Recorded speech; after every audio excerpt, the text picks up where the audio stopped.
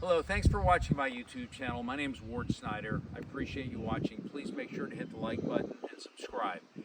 You may recall I wrote a book called Tennis Life.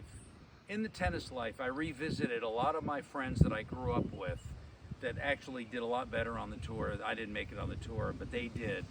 And with me today is one of my dear friends, Chris Sylvan. And this is going to be a new shout-out edition to fellow people, fellow stars in my book. And Chris will decide who he wants to say hello to.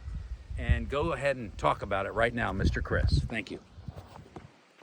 You got it, Chris. Well, there was two players in the book. One was the most beautiful tennis player other than Ken Rosewall. And he played the game like nobody else played, but he was like a ballerina.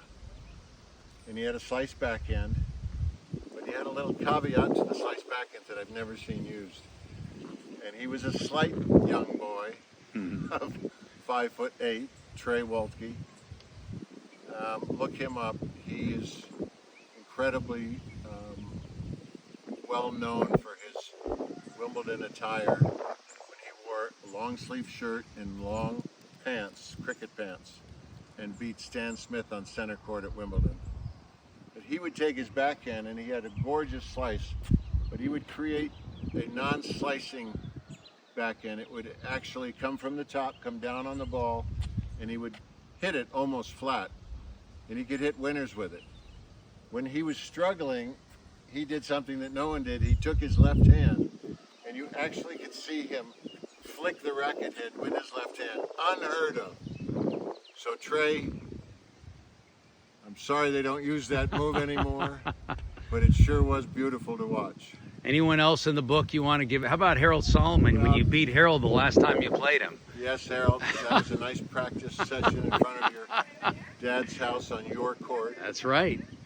You said to me, I would like to play another set. Like, where are you going? And I said, that's the last time we're ever going to play each other. Ah, that's great. George Hardy was another one. Very revered, top 80 in the world. Couldn't beat him. Did have him 5-1 in the third. Unfortunately, I got defaulted. And you'll have to read about that in the book. George played a style of tennis that is also sad that it's gone. He would get to the net whenever he possibly could. And he was a fantastic athlete. And he beat Nastasi, John Alexander. He beat top 5 players in the world often, only to lose in the next round. But George is still a very good friend and an avid shitty golfer. Okay, one last one. You got to talk about Ricky Meyer. I don't know much about Ricky Meyer other than after the Prince racket came out, somehow it was an epiphany for him. He started serving. He always served well, but he started returning serve so much better.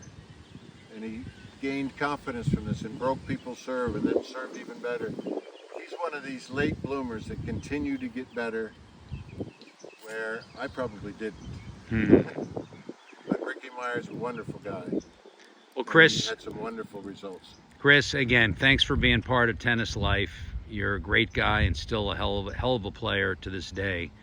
And there's so many others. We don't have time to say hello to the others.